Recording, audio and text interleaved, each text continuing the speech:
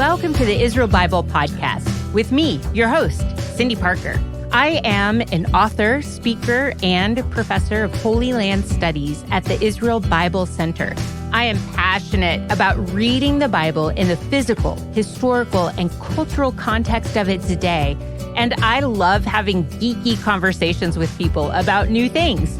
So I sit down each week with other faculty members of IBC to explore new aspects of the Bible. These are some of my favorite dialogues because as a modern audience reading an ancient text, we need to be aware that the Bible does not need to be rewritten, but it needs to be reread. Welcome to the second half of the conversation I have with Dr. Yeshaya Gruber about the name of God. Last week, we covered topics such as the difference between God's personal name as Yod-He-Vav-He and the descriptive names we have for God, such as El Roi or El Shaddai. Dr. Gruber also pointed out one of the significant reasons to know God's name as it was used in Hebrew is because this personal name of God is used over 6,000 times in the Hebrew Bible alone. And we miss the richness associated with that name when we read the English translations that say Lord God. In this half of the conversation with IBC scholar Dr. Yeshaya Gruber, we continue to discuss the significance of God's personal name, Yod-He-Vav-He. You may remember from last week when Dr. Gruber mentioned that a name can mean a remembrance or a reputation, and that when God talks about his own name, it is within the context of something essential about how he is to be known. I asked Dr. Gruber to expand on that concept, and he jumped right into the Book of Leviticus. Before we get there, I'll mention IBC has a course on Leviticus and the New Testament. So if you're curious to hear more about the interesting secrets in this often ignored book, you can sign up to take that course. But for what we can learn about God's name and his reputation from Leviticus, well, let's go back to Dr. Gruber.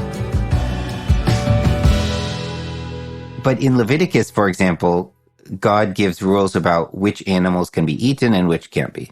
Mm-hmm. And so this is linked to a categorization of tamei tahor, clean and unclean. Yeah. Then after going through all of this list of like whether you can eat vultures and rabbits and cows and pigs and, locusts and which ones out of all these different animals you can eat or not eat, the justification, so to speak, is that you shall be kadosh, you shall be set apart, because I, Yod-He-Vav-He, Yahweh, your God, am holy, am kadosh. And that's the reason why you don't eat certain animals. That, of course, raises many questions and leads to food for thought. But the point is here that somehow this law that to many people in the modern world doesn't seem very relevant was seen in this text as tied to the very nature of the God of Israel, the creator of the universe. And this points us back to earlier passages, in Genesis and so forth, that this God is the creator, created those animals, created the clean ones and the unclean ones. There's a separation even at the time of Noach, clean and unclean animals. Mm-hmm. And you have to think about the purpose for that. And, what is the intentionality behind this creation? And what is the relationship of the creator with the creation? So while I can't necessarily explain the exact correlation, between eating one kind of animal or not eating another kind of animal, this is telling us it's not just a technical thing. It's something related to the nature of the creator as a being. Yeah. God says, you shall place my name on this people. And that's what separates Israel from the other peoples. Yeah. And there's a lot of discussion, debate, argument about the idea of a chosen people. And, whether God really chose one people, which is what the Bible claims, out of all the nations of the earth. First of all, it makes a lot more sense when you think of this ancient context, where it's not just this particular God, Yod-He-Vav-He, choosing a people, but lots of other gods chose their peoples first, in fact. So maybe first. So you have this context where these other peoples in the region have their gods, and they believe they are chosen by that God, and the king believes that he is chosen by that God. And then along comes Yud-Heh-Vav-Heh into the story and says, look, I'm picking this nation, not the biggest, not the brightest, not the smartest, not the fastest, not the strongest, in fact, the weakest and the least numerous and sometimes the most stubborn. I'm going to pick them, and I'm going to put my name on this people. And that's the separation that the Torah is talking about. So what does it mean that God is set apart? Well, in modern language, when we think of modern monotheism, there's only one God. It doesn't really mean anything. How can God be set apart, which is what kadosh or holy really means? Set apart from what? But if you look at it in the ancient context, it makes perfect sense. I mean, there are all of these different kami, to go back to our original discussion, but this one is different. This one is set apart. This is a different kind of Elohim. And he's going to make a people that is also a different kind of people, that is set apart in a different way. Another detail I was interested in is, why is it that with so many Jewish and Christian scholars interested in the name of God, along with the plethora of scholars studying the Hebrew language, and with our modern day access to all sorts of different documents, why is it that the pronunciation, much less the exact meaning of the name, remains a mystery? Well, in some ways, even today, the name of God reflects the essence of the Creator himself.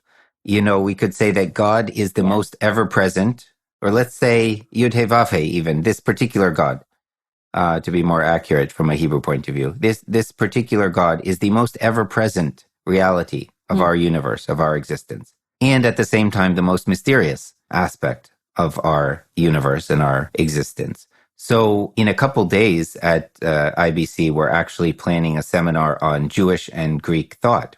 Now, I don't know which one will come out first, the podcast or the seminar, but people can definitely look for that as well. And the reason I mention that is because in the Hebrew and the Greek mindsets, the ancient Hebrew and Greek mindsets, knowledge means something a little bit different in each culture. So for the Greeks, knowledge meant something very similar to our modern Western way of thinking, for example, you know, to define precise facts and be able to describe them and so forth. So if you want to know about water, you want to know its, what chemicals make up water. You want to know the boiling point. You want to know the freezing point. You want to know the quantity of water in the universe, and so forth and so on. And all of these are important and interesting areas of investigation, and they help us in our everyday life and in our scientific endeavors. So I'm not saying it's not important. But in the ancient Hebrew mindset, knowledge is different. It's more experiential. If you want to know water, put your foot in the ocean. And then you know more. You don't know more about water than the Greek scientist, but you know water better than the Greek scientist because you have experienced it. And you feel, even just by putting your toe in the ocean, you feel that ocean to a certain extent in a way that you can't feel it or know it by looking at facts about the ocean. So that's a different kind of knowledge. And it applies here also with regard to God and the name of God. You know, we might not know all of the facts about it, but you can begin to experience it. So with that kind of mystery, you kind of touched on this a little bit. This is personally one of my favorite little snippets of your course, which I love because I think quantum physics is something of an interesting concept and field of science right now. And you bring quantum mechanics into your course. I have never heard anyone make the comparison between quantum mechanics or quantum physics and the name of God. Could you draw other people into the fun part of what quantum physics has to do with understanding the name of God or the meaning of Yod-Heh-Vav-Heh? Well, thank you, Cindy. I really appreciate that. And I really enjoy quantum mechanics as well, to the extent that I understand it. Of course, I'm not an expert in it. But, you know, many people think about science as solving questions of our existence or helping us answer questions about nature. And the interesting thing about quantum mechanics is that it kind of puts the mystery back into nature. It gives us a lot more questions to think about. And this is one reason why Einstein didn't like it, in fact, at the beginning. And he was saying that this is too random. God doesn't roll dice in his famous, supposed attributed expression. Things are supposed to be more orderly. But actually, the biblical view is that God does do things that are very mysterious and beyond human comprehension. And so quantum mechanics is kind of like that. But the specific way in which I made an analogy in the course to the name of God has to do with something that is called the superposition of all possible states. Yes. And this is when it gets really weird. It does get weird. I love it.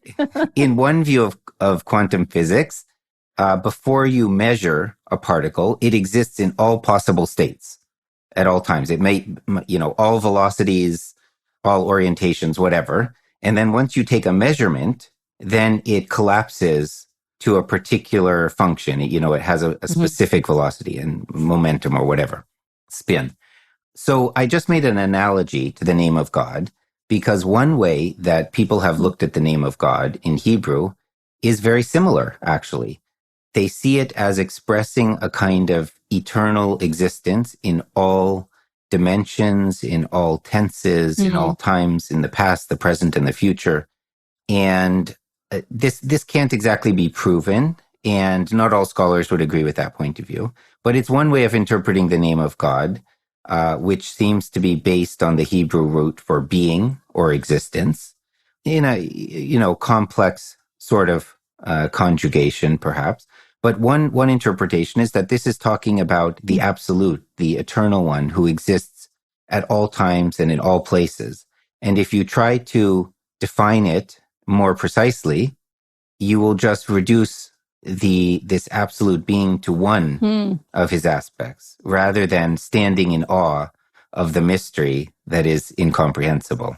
Yeah, and so how does that, so we take the Yod He Vav He and we tend to pair it, or we interpret that into the English language. We say, I am. And so using the English translation then, how would you translate the meaning, the aspect that is being reflected in the Hebrew language? Is it I am, I was, I will be, or I am being, I was being? Like, how would we interpret that into an English translation? Well, I actually gave some sort of translation in the course, which was, I think, the eternally dynamically being one who is an incomprehensible superposition of every kind. Yes. So is that a good translation? That's amazing. I love it. Or Yod He Vav He. Yes. It's not very pithy, but it expresses some of the difficulty of translating this name or getting at the meaning. Yeah. Now, by the way, I should say, this is one theory of the name of God that we discuss. And we also discuss in the course other theories of what the name of God might mean. But the precise meaning is a mystery to us at this distance of time and culture and language. Yeah. But we can see that it's somehow connected with being, existence, and this might go a bit to a different theory, but probably with creation. Another view is that the name is describing this particular God as the one who brings everything into existence. So again, linked to that aspect of the Creator as being the origin of all of our existence. Okay, so you mentioned earlier the 10 commandments, the Decalogue, the 10 words. And one of them is, you shall not take the name of the Lord your God in vain. At least in English, that's what it says. Yes. So we have a little bit of mystery over what the name means, or a fullness of what the name means. But what does it mean to take the name in vain? Well, there are many views of this too, of course. But in Hebrew, it's saying lashav, which means something like for nothing, to treat the name of God as if it's not what it really is, which is worthy of such utmost respect. And in later tradition, both Jewish and Christian, interestingly enough, this came to be understood as, well, don't even say the name because you might disrespect it. But that's not the biblical example, because we read in the biblical narratives of people saying the name of God. And in fact, the priests are instructed to put the name of God upon the people. And, there are many sayings that include the name of God. So in the ancient biblical view, you did say the name of God, but you shouldn't say it or use it in a way that would contradict what we said before about what name really means, the character of God, the identity of God, the nature of God. So one part of that might be, for example, if you swear an oath. Very often people would swear by the name of a god. This could be seen as having two very important dimensions. First of all, it's very important in the Bible that if you swear an oath, you keep it. It's seen as a really serious offense to swear an oath and then not follow through with that. And in many cases, that would be swearing by the name of God. Another aspect is that you shouldn't swear to do something that contradicts the nature of this particular deity and the rules that he has for humanity and how we should live. So not taking the name of God in vain for nothing probably speaks to those elements. There may be more to it as well, but those are the things that come to mind for me first. Yeah. It's very different than that explanation is different than when I was growing up I went to a Christian high school, and they were sticklers for almost not even saying the word God. Right. Unless you're talking about the Bible, but you couldn't go, oh God, or God forbid, or you couldn't say any of those things because that was taking the name in vain, which is not really in line with the heart of what the Hebrew Bible is teaching us.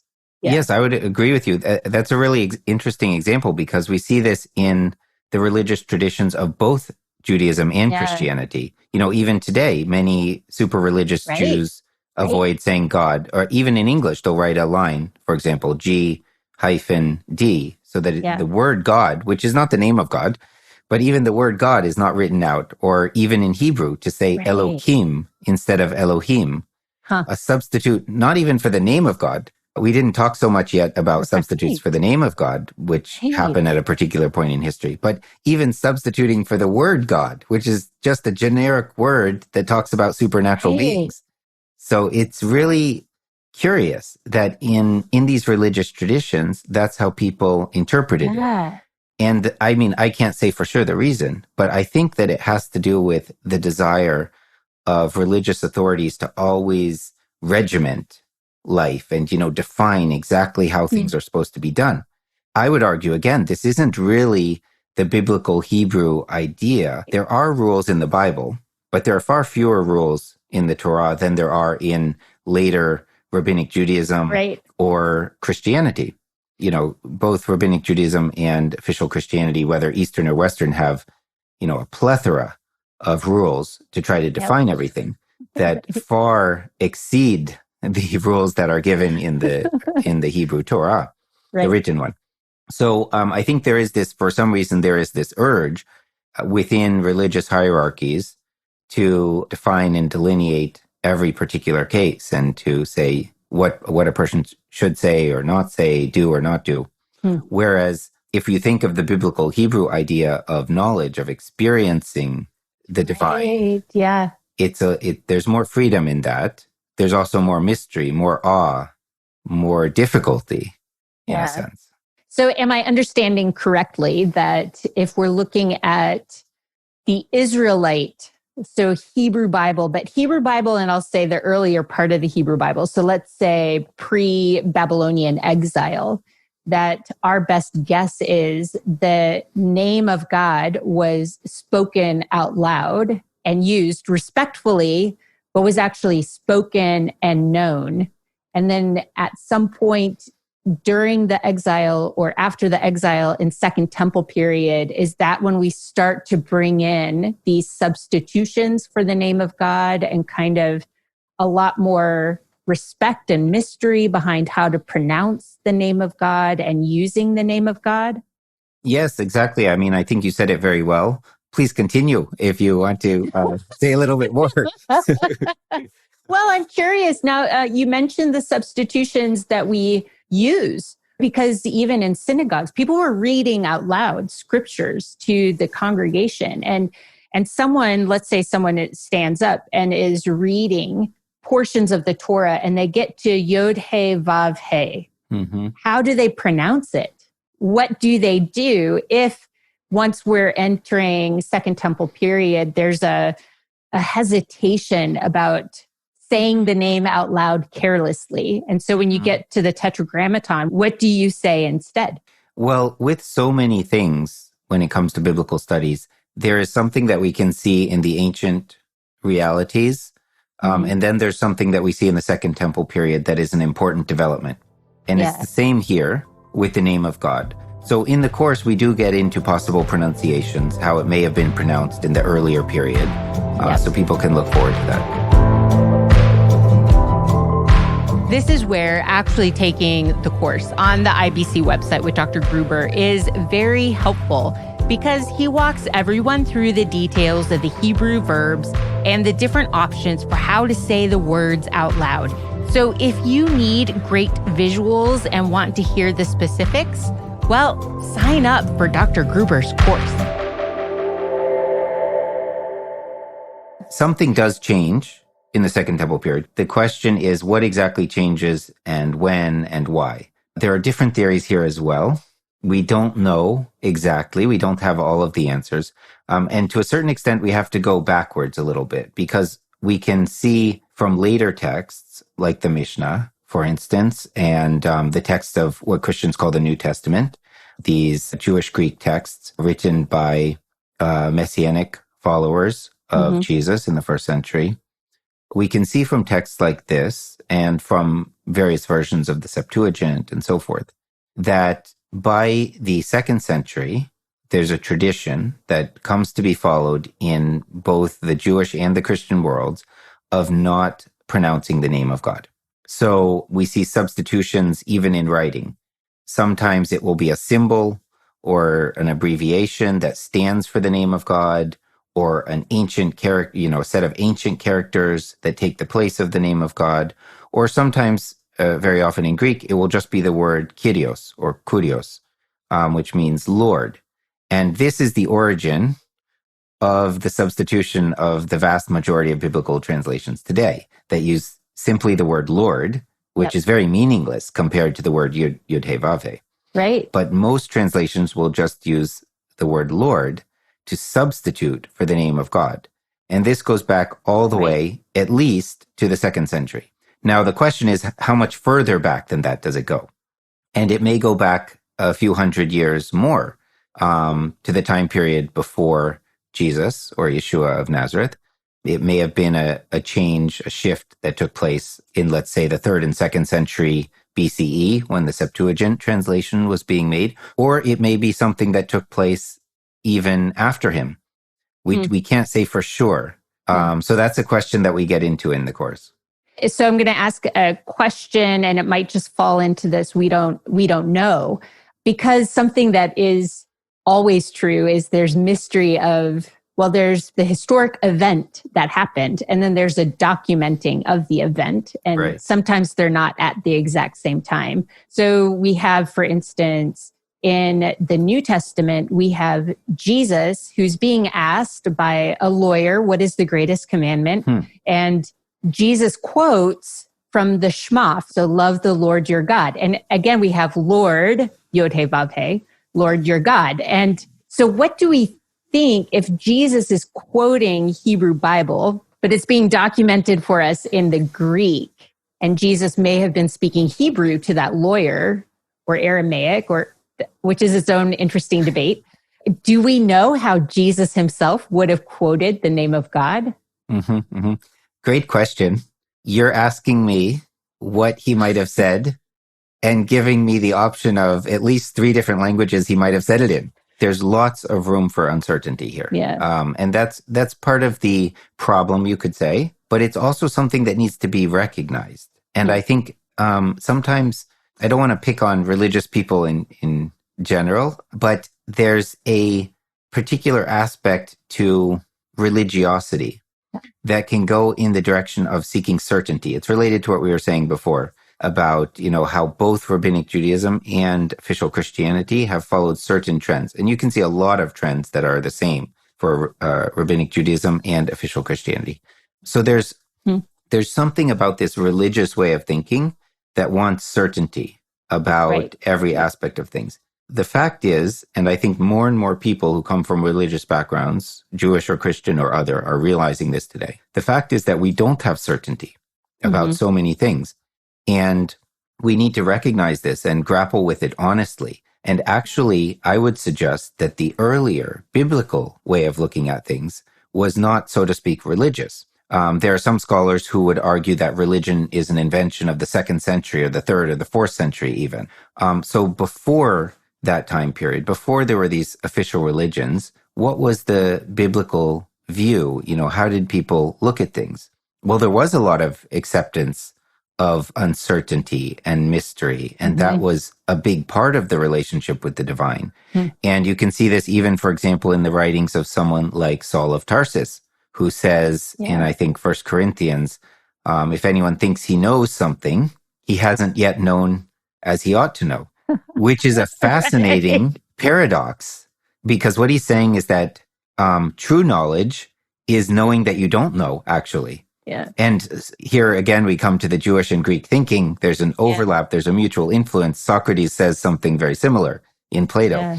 But aside from all of that ancient background, which I do think is very important, but just as a human being living in any time or place, one of the most important things is we have to try to be as honest as we can when we're approaching any subject. And so to recognize that we don't know something is not something shameful. That's something honorable to say, well, we've looked at it and this is the current state of our knowledge. Yeah. We can see certain hints, we can see certain aspects, but we don't have answers to all of the questions. And this, by the way, this type of approach would also take the edge off a lot of religious and other ideological disputes among humans. Yeah. Okay, so is that a long way of saying you don't know how Jesus would have pronounced the name? That's right. I forgot about the question. Shia, come on. Yes, it is. I don't know for sure. Yeah. I think there's a strong possibility that he would have pronounced the name still, but there's a good argument to be made for saying that, Jews at that time already didn't pronounce the name as well. So I don't know. That's the answer. But what we can say, and I think this would have been clear in the 1st century and in the Second Temple period, is that that Jews of this time would have recognized the name of God. They were substituting for it, but they knew it existed. They knew they were alluding to it, including in Greek. When Kyrios is used in the Septuagint, people knew that it was standing in for the name of God. They knew it didn't just mean generically Lord. They knew this was a substitute for that name at whatever time period this took place. Yeah. Just as they knew that about many other words in Jewish Greek that were really pointing back to Hebrew concepts from the scriptures, like Christos, from which we get Christ. In the Greek world, this meant, smeared with oil, something that you rubbed with oil. So in a literal sense, it was a good equivalent for Hebrew Mashiach, which means anointed. Yeah. But in the Hebrew Bible, Mashiach means something more than just, an object that has oil on it. The anointing that comes from this particular God, this creator, relates to rulership. It relates to, perhaps prophecy. It relates to priestly function. So people, Jews, let's say, of the 1st century, when they read in the Jewish Greek Septuagint translation, the word Christos, they knew it didn't just mean that there was a bit of oil on this person. They knew it was referring back to that Hebrew concept, Mashiach. Right. So the same thing, I think, with Kyrios, that they understood that this was a substitute for a very weighty and important component of the Hebrew Bible, whether or not they pronounced it still at that time. Which is a good, maybe to flag to people who are listening to this podcast, that in the English translation anyway, in a lot of versions of the English translation, the two names together, Lord God, when you see Lord in all capital letters, that should be the flag in your mind to go, okay, I recognize this is a word here, but it should be taking me back to the mystery, the fullness of everything we've been talking about this whole time. It's the personal name of God in all of its fullness. So it can be, if people are aware, if they're paying close attention, and if they're reading and not listening when they hear or when they see Lord in all capitals, Lord God, then it's Yod He Vav He, God. That's right. I mean, most translations do give you this clue, the all capitals or something like that. But most, probably most readers don't even know what that means or don't notice it. Right. I mean, you said you went to a Christian school. Did they teach you about this? Oh, no. No. Yeah, no, it was never brought up until I officially started doing biblical studies. And it's interesting because even as the topic of God's name has come more and more to the forefront of my mind, I then really started becoming sensitive to, for instance, going to academic conferences and having lots of Christians getting up in an academic conference, reading a paper and having Yahweh and them saying Yahweh all the way through their paper when there's all kinds of Jewish academic people in the audience. Right. And I always sit there with like, how do we all feel about this? Should we be saying Yahweh out loud or should we be using a substitute? And I actually almost breathed a sigh of relief because earlier on in the podcast, you actually said Yahweh. And I was like, okay, interesting. Yeah, how should we feel about saying Yahweh out loud? Because Christians are quite liberal with it, or they can be quite liberal with that. I don't know how that's perceived in the Jewish community. Well, in the Jewish world, there's a conflict here because the tradition at a certain point in history, whether it's the 2nd century or whenever, decides that you're not supposed to say the name of God. You're not supposed to pronounce it. And then steps are actually taken to obscure the pronunciation so that people won't know how to pronounce it. Yeah. And later justifications for this are given as well to say that, well, if you pronounce the name correctly, it has magical properties. And this has to be a carefully guarded secret. These are later justifications. But at a certain point, the tradition that claimed to be authoritative says, you shall not say the name of God. Again, this is a departure from the earlier model. Right. Rabbinic Judaism is kind of a new development in many respects. So religious Jews, those who follow the rabbinic Orthodox tradition, don't want to say the name of God for that reason. But those who are academics or scholars or who have investigated this topic recognize that it's very important. The name itself is very important, and you can't talk about the text accurately without some way of distinguishing this word, this name, from all the other words or the generic titles and generic names or just the word God, for example. And that's why at academic conferences, you'll often hear this. For all the reasons that we've been talking about already in the podcast. You can't accurately reflect the text and talk about the environment of the time without using the name of God. So at the end of teaching this course that was full of all kinds of amazing information, is there a takeaway for you? That's a really good question. One takeaway is just how many additional questions come up as a result of that, of this exploration, and how many more courses you could do, and how much more I have to learn about the name of God, and a second takeaway is really this assurance that it's okay not to know everything. And I mean, it's something that I believed going into the course also, but it's something that I see from the students as well, that they gain this kind of confidence or assurance that, okay, we can look at things from a logical perspective, having our faith, but having faith doesn't mean that I have to pretend that I have all the answers when I don't. I can still seek to know the Creator without knowing every detail about how the name is supposed to be pronounced or something like that. And part of, I think, understanding something like the name of God in the coming to realize the character of the Creator is to realize that, well, even if I don't know exactly how his name was pronounced at some particular historical period, because for sure the pronunciation changed, just like the pronunciation of every word in every language changes over time. Even if I don't know exactly how, someone, in Israel pronounced it in the 8th century BCE, for example. Right. I can still come to know this creator, the one who made everything that is. That's not what it's about. It's not about coming to know some tiny fact of pronunciation. It's about something much grander and more magnificent than that.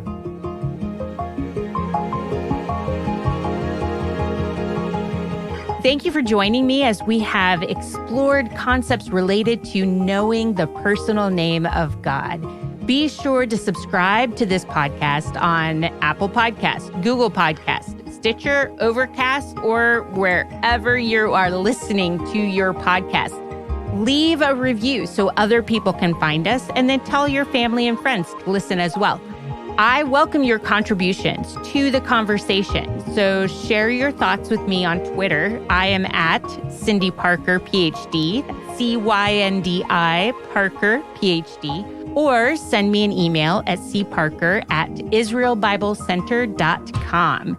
If you like what you hear in this podcast, you will love the wide variety of courses available online at the Israel Bible Center. Those courses dive into ancient Jewish literature, history, Jewish culture and customs, rabbinics, theology, and biblical languages. Thanks to Jeremy McDonald with Mason Jar Music for mixing, editing, and crafting all the good sounds that you hear. And thanks to you for listening in and being curious about the Bible. I look forward to our conversation next week.